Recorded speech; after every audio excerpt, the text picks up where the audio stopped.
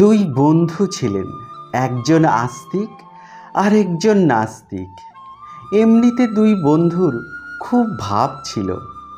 আস্তিক বন্ধু নাস্তিক বন্ধুকে ভগবানের কত কথা বলেন, কিন্তু ফল হয় না।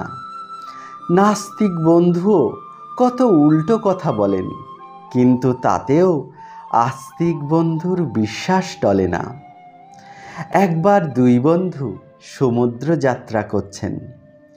যাত্রাপথে একদিন খুব ঝড় উঠেছে, জাহাজ বাঁচবে কিনা সন্দেহ।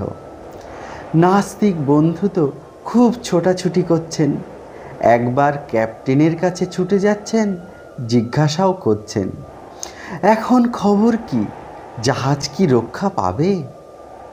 আবার একটু পরেই ছুটে যাচ্ছেন ইঞ্জিনিয়ারের কাছে, ব্যগ্র হয়ে জিজ্ঞাসা করছেন, কল বিগড়ায়নি তো? কতক্ষণই বা কল এভাবে জুঝতে পারবে? তিনি এই রকম সব জায়গাতে ছোটাছুটি করে বেড়াচ্ছেন, কিন্তু তার বন্ধুকে কোথাও দেখতে পাচ্ছেন না।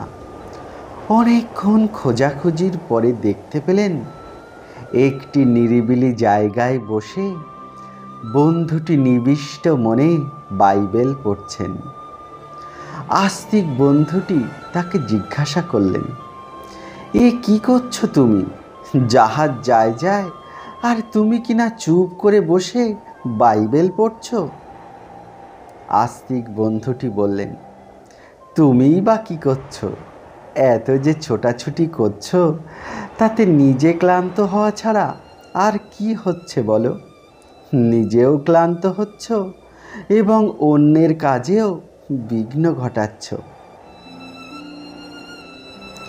নাস্তিক বন্ধু বুঝলেন, বাস্তবিকই আমি তো একেবারে ঘেমে গেলাম, অথচ কিছুই তো হলো না। কিন্তু আমার বন্ধুটির ধৈর্য তো আমার ধারণার বাইরে। সে এমন কি জিনিস পেয়েছে যা তাকে অত বিপদের মধ্যেও এত শান্ত রেখেছে?